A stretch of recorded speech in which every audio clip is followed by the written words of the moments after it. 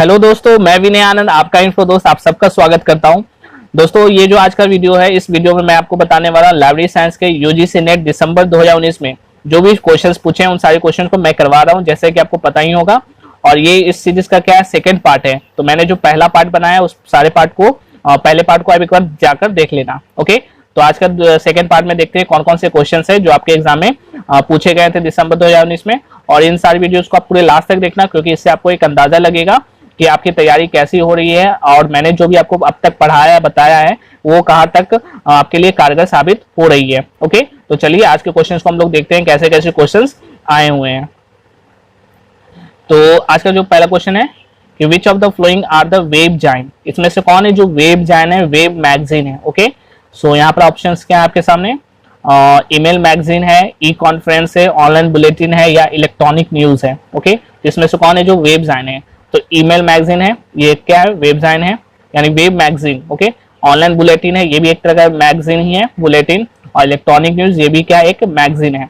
ई conference क्या एक magazine नहीं होती है ये, ठीक है। जो भी कॉन्फ्रेंस होता है उस कॉन्फ्रेंस में जो भी बातें होती है, जो भी उसके कंक्लूजन आते हैं वो चीज उसमें छपते हैं। ओके, सो यहाँ पर वेब जाइन कौन है, तो ईमेल मैगजीन है, ऑनलाइन बुलेटिन है और इलेक्ट्रॉनिक न्यूज है। ओके, सो यहाँ पर ये हो गए आपके ये तीन ऑप्शन कौन कौन है, सेकंड, थर्ड एंड फोर्थ, यानी 3 नंबर क्या होगा, सही आंसर हो गया।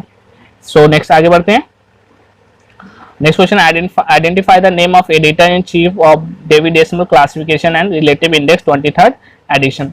23rd एडिशन के एडिटर इन चीफ, डीडीसी के एडिटर इन चीफ कौन थे 23rd एडिशन के, तो ये इजी क्वेश्चन है, आप सबको पता ही होगा। पी ग्रीन है, जे मार्टिन है, जॉन एस मिचेल है या के ए कैंट है। तो यहाँ पर जॉन एस मिचेल क्या है, वो डीडीसी 23rd एडिशन के एडिटर इन चीफ थे। सो नेक्स्ट है कि research in progress, research in progress जो डेटाबेस है उसको डेवलप किया गया था इन्फ्लिपनेट के द्वारा, इसे किस नाम से जाना जाता है। तो मैंने इससे रिलेटेड एक वीडियो मैंने बनाया है, ठीक है। मैं आपको इस आई बटन पे ये दे दूंगा वीडियो, आप उसको वहां पर जाकर क्लिक करके मैंने सारे विद्या निधि के बारे में, शोध गंगोत्री, शोध गंगा एनडीएल, ये सबके बारे में मैंने बताया है, ठीक है ना। तो अब जाकर देख लेना। तो यहाँ पर क्या होगा, रिसर्च इन प्रोग्रेस जो डेटाबेस है वो डेवलप जो इन्फ्लिपनेट ने किया है। ओके, तो इसे किस नाम से जाना जाता है, तो इसे जाना जाता है शोध गंगोत्री के नाम से जाना जाता है रिसर्च इन प्रोग्रेस को। फिर नेक्स्ट है identify the publication year of different edition of ASCR. ASCR के जो अलग अलग एडिशंस हैं उन ये जो एडिशंस है कौन कौन से डेट इसमें सही मैच करते हैं वो बताना है। तो 1967 है, 70 है, 1978 है या 1988 है। ओके, तो एएससीआर की वीडियो भी मैंने बताया, एएससीआर भी मैंने आपको बताया है, सिखाया है, तो आप वो उस वीडियो को भी आप जाके एक बार देखना। सो यहाँ पे क्या है, 1967 में पहली बार क्या आया था, एसीआर आया था। और 1978 में क्या आया था, एसीआर 2 आया था। और 1988 में क्या आया था, एसीआर 2 का रिवीजन आया था। ओके, सो दोस्तों आप लोग यहाँ पर क्या देख रहे हो कि जो भी आपने अभी जो भी मैंने वीडियोस बनाई हैं उन सारे वीडियो से क्वेश्चंस पूछे जा रहे हैं। सो आप तो जरूर देख लेना एक बार सारी वीडियोस को। ओके, सो नेक्स्ट आया क्या कि यहाँ पे एक असर्शन रीजन का क्वेश्चन है, इसे बिल्कुल ध्यान से देखना है क्योंकि आप बहुत ही घबरा जाते हो इस तरह के क्वेश्चन को देख के। सो ध्यान से पढ़ो, आ जाएगा, बहुत ईजी है।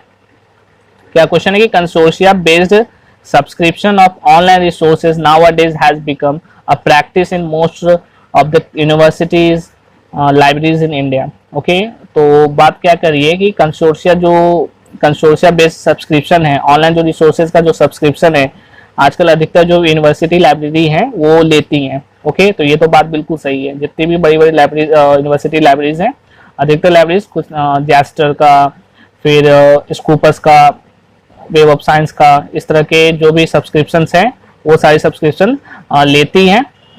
तो ये तो बात सही है। फिर नेक्स्ट है रीजन क्या है, spiralling cost of publication, optimal utilisation of resources, at least efforts and cost coupled with growing expectation of users have made such subscription redundant.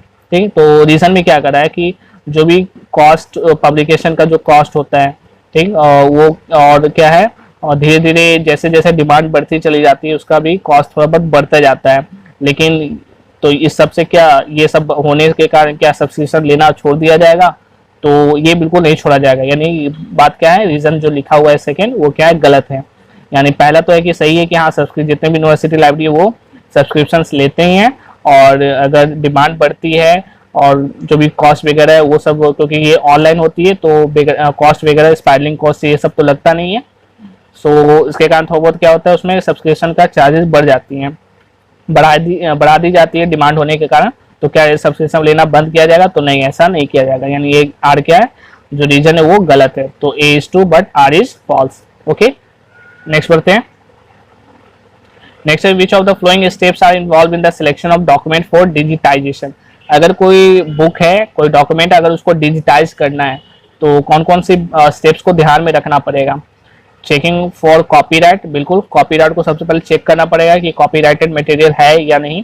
फिर नेक्स्ट है checking the research significance of the document, देखना होगा कि वो जो document है वो किस फील्ड से रिलेटेड है, वो किस रिसर्च से ज़्यादा रिलेटेड है, उसको चेक करना। फिर चेकिंग फॉर प्राइस है, फिर checking the condition of document है। तो क्या है, फिर ये ध्यान में रखना पड़ेगा डॉक्यूमेंट जो हमारे पास है वो किस कंडीशन में है। अगर अच्छी कंडीशन में तो उसे अपलोड किया जा सकता है, डॉक्यूमेंट को इलेक्ट्रॉनिक वर्जन में लाया जा सकता है। अगर वो अच्छा डॉक्यूमेंट अगर फटा चिटा है तो मुश्किल है। ओके ना। सो यहाँ पर ये जो 3 है, कॉपीराइट देखना, वो किस टॉपिक से रिलेटेड है, किस रिसर्च से सिग्निफिकेंस रखता है, और उसकी कंडीशन क्या है। तो ये 3 चीजें हैं जो किसी भी डॉक्यूमेंट को डिजिटाइज करने के पहले ये सारे स्टेप्स अपनाए जाते हैं। प्राइस से कोई नाता नहीं है उससे, महंगा भी हो सकता है, सस्ता भी हो सकता है, उससे कोई रिलेटेड नहीं है। तो यहाँ पर ये 3 ऑप्शन सही हो गए, copyright, research significance of the document and checking for the condition of document. So next बढ़ते हैं। नेक्स्ट क्वेश्चन है annual publication listing a set of events forthcoming the next year in known as. जो अगले साल जो भी events होंगे उन सारे इवेंट्स को एक एनुअल पब्लिकेशन में बताया जाता है, और वो कौन है? तो एल्मेनिक है, ईयर बुक है, डायरेक्टरी है, हैंडबुक है। तो आप सबको पता होगा एल्मेनिक है पंचांग में जो भी नए अगले साल जो भी इवेंट्स होने वाली है, 15 अगस्त से 26 जनवरी है, 2 अक्टूबर है, तो इन सारी बातों को उसमें बताया जाता है। तो ये एनुअल पब्लिश की जाती है। तो ये क्या है? एल्मेनिक है, पंचांग है, कैलेंडर है। नेक्स्ट है who introduced the term literary warrant. Literary warrant जो टर्म है ये किसने दिया है? तो ये भी बहुत ही फेमस क्वेश्चन है, बहुत सारे एग्जाम में क्वेश्चन ये पूछा जाता है, लिटरेरी वारंट किसने दिया है? तो एस.आर. रंगनाथन है, डब्ल्यू हुल्मे है, मेल्विन डेवी है, जे.डी. ब्राउन है। तो ये है डब्ल्यू हुल्मे है जिन्होंने लिटरेरी वारंट टर्म दिया था। सो नेक्स्ट क्वेश्चन है the UK committee on RDA के लिए जो यूके की कमेटी है, UK COR is supported by, किसके द्वारा सपोर्ट की जाती है? तो सिलिप के द्वारा है, द ब्रिटिश लाइब्रेरी है, OCLC है, यूनेस्को है। तो आरडीए के बारे में भी मैंने बताया है। सो यहाँ पर क्या है, सिलिप, और ये देखो बिल्कुल सिंपल सा है क्वेश्चन है, तो अगर ध्यान से पढ़ोगे तो अगर आपको आता भी नहीं होगा तो भी आप कर जाओ। क्या है? यूके कमेटी है, यानी इंग्लैंड की कमेटी है। तो इंग्लैंड से कौन, यहाँ देखो ये सिलिप है, ये भी यूके से रिलेटेड है, और ब्रिटिश लाइब्रेरी है, ये भी यूके से रिलेटेड है।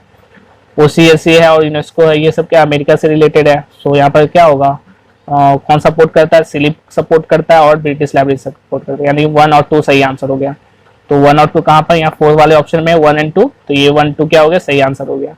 ठीक, यानी आरडीओ को सपोर्ट करता है सिलिप और ब्रिटिश लाइब्रेरी। नेक्स्ट है there is no significant difference in the proportion of male and female librarians in the study population is example of. तो ये रिसर्च का क्वेश्चन है। रिसर्च तो मैंने इसमें भी बताया है, हाइपोथेसिस के बारे में आपको बताया था। तो आप देख रहे हो कि मैंने जो भी बताया वो सारे क्वेश्चन आ रहे हैं। ओके ना। सो आप वीडियोस को जरूर देखो ध्यान से। ठीक, आप लोग वीडियोस को पूरे देख नहीं रहे हो तो जरूर उसे कंप्लीट करो, तो वो आपके लिए फायदेमंद होगी। तो यहाँ पर करा कि एक क्या है कि there is no significant difference, करा कि कोई भी डिफरेंस नहीं है मेल और फीमेल लाइब्रेरियंस में उसके पॉपुलेशन। ठीक ना। तो ये यहाँ पर किस तरह का हाइपोथेसिस है, यानी मेल का पॉपुलेशन भी वही है और फीमेल का पॉपुलेशन भी वही है लाइब्रेरीज में। ठीक, मेल लाइब्रेरियंस भी उतना ही है और फीमेल लाइब्रेरियंस भी उतना ही है, यानी उनका पॉपुलेशन काफी सिमिलर है, ज्यादा डिफरेंस नहीं है। तो इस तरह का जो हाइपोथेसिस है, कौन सा हाइपोथेसिस? तो यहाँ पर ऑप्शन है hypothesis of point prevalence, null hypothesis, hypothesis of association या हाइपोथेसिस ऑफ डिफरेंस। तो यहाँ पर क्या है, यहाँ पर तो किसी तरह का हाइपोथेसिस हुआ ही नहीं, इसे क्या कहते हैं? नल हाइपोथेसिस है, यानी ना कोई डिफरेंस नहीं है। ओके, कोई डिफरेंस है ही नहीं, तो ये क्या हो गया? नल हो गया। तो यहाँ क्या हो गया? इस तरह का हाइपोथेसिस क्या कहते हैं? Null hypothesis. सो नेक्स्ट बढ़ते हैं। नेक्स्ट यहाँ पर मैचिंग करना है। तो ये वाला क्वेश्चन मैंने बताया है कि HTTP, SHTP, FTP, SMTP इस सब के बारे में भी। तो यहाँ पर है क्या, ये कौन सा है, किसने दिया है, ठीक ना। तो यहाँ पर HTTP है, इसको किसने दिया, तो टिम्स बर्नर ली ने दिया है। ओके, SHTP ये किसने दिया है, तो ये दिया है Eric Rescorla and LNM Shipman ने दिया है। फिर आपका FTP है, FTP दिया अभय भूषण ने दिया जो कि MIT के थे। फिर SMTP है, SMTP ये दिया रॉबर्ट E कर्न एंड विंस शर्प ने दिया है। तो यहाँ पर देख लो कौन सा ऑप्शन है। तो A का हो गया सेकेंड यानी HTTP टिम बर्नर्स ली। फिर B का हो गया SHTP Eric Rescorla and LNM Shipman. And FTP का हो गया अभय भूषण एंड SMTP हो गया रॉबर्ट E कर्न एंड विंस शर्प, यानी थर्ड नंबर वाले ऑप्शन सही हो गई। ओके, नेक्स्ट है कि which of the following is an example of micro blogging. ये भी बहुत फेमस क्वेश्चन है, बार बार पूछा जाता है। माइक्रो ब्लॉगिंग इसमें से कौन है जो माइक्रो ब्लॉगिंग का उदाहरण है, एग्जाम्पल है। तो वर्ड प्रेस है, ब्लॉग स्पॉट है, लाइव जर्नल या ट्विटर है। तो यहाँ पर ट्विटर क्या है, सही आंसर है ट्विटर क्या है, माइक्रो ब्लॉगिंग का एक एग्जाम्पल है। फिर नेक्स्ट क्वेश्चन है who popularise the term bibliomania. Bibliomania जो टर्म है उसको पॉपुलराइज किसने किया है, तो टेड नेल्सन है, थॉमस फ्रॉगनल डिब्डिन है, जॉर्ज किंग्सले जिप है या थियोडोर बिस्टरमैन है। तो यहाँ पर बिब्लियोमेनिया जो टर्म है उसको पॉपुलराइज किया था थॉमस फ्रॉगनल डिब्डिन। फिर नेक्स्ट है कि which of the budget system emphasised on identification of programme objective and the measurement of result. तो इसमें से कौन सा जो बजट सिस्टम है वो एम्फसाइज करता है किस पर, कि आइडेंटिफिकेशन ऑफ प्रोग्राम पर फोकस करता है, identification of programme objective and the measurement of result इस पर फोकस करता है। तो जीरो बेस्ड बजट है, लाइन बजट है, आइटम बजट या PPBS है। तो बिल्कुल सही आंसर है यहाँ पर PPBS ही है, प्लानिंग प्रोग्रामिंग बजटिंग सिस्टम। तो यहाँ पर क्या किस पर एम्फसाइज किया गया है, तो प्रोग्राम पर किया गया, आइडेंटिफिकेशन ऑफ प्रोग्राम यानी planning programming budgeting system. Zero based budget system में क्या होता है, जो फिर से जो भी बजट बनाया तो वो पूरी तरह से जीरो कर दिया जाता है, पास्ट को देखा नहीं जाता है, तो वो जीरो बेस्ड बजट होता है। ठीक है, सो नेक्स्ट आते हैं Indian library review is a blog of. Indian library review एक ब्लॉग है, ये किसका ब्लॉग है इंडियन लाइब्रेरी रिव्यू, तो आइजलिक का है, निस्केयर का है, इनफिल्मनेट का है या नेशनल लाइब्रेरी ऑफ इंडिया है। तो ये है national library of India. Indian library review एक ब्लॉग है जो कि क्रिएट किया गया है नेशनल लाइब्रेरी ऑफ इंडिया के द्वारा किया गया। ओके, तो यहाँ पे क्या हो गया, सही answer national library of India हो गया। सो आज के लिए वीडियो में इतना ही। Thank you so much. इस वीडियो को बिल्कुल लाइक करें, शेयर करें, सब्सक्राइब करें। और अभी तक आपने देखा है कि जो भी आपने पढ़ा होगा बहुत सारे क्वेश्चंस आ रहे हैं, जो मैंने आपको कराया है उससे बहुत सारे क्वेश्चन आ रहे हैं। तो मेरा रिक्वेस्ट यही रहेगा कि आप सारी वीडियोस को देखें, ध्यान से देखें और कोशिश करें कि अपना नोट्स खुद से बनाएं।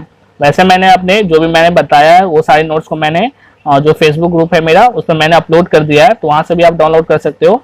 बट मेरा सजेशन ये रहेगा कि आप वीडियो को देखो और वीडियो को देख कर ही अपने नोट्स को तैयार करो। इससे क्या होगी, वो चीजें आपको जल्दी से याद हो जाएंगी और आसान होगा और आपको चीजें समझ में आती चली जाएंगी। तो चलिए, आई होप अपनी तैयारी अच्छी से करते रहें और फिर नेक्स्ट में वीडियो लेके आऊंगा, उसमें फिर मैं और क्वेश्चन को करवाऊंगा और इस तरह से जितने प्रीवियस ईयर क्वेश्चंस हैं मैं कोशिश करूंगा ज़्यादा से ज़्यादा करवाने का, और साथ ही में जो भी टॉपिक्स बचे हुए हैं उन सारे टॉपिक्स को भी मैं करवाने वाला हूँ। ओके, सो चलिए आज के वीडियो में इतना ही। Thank you once again.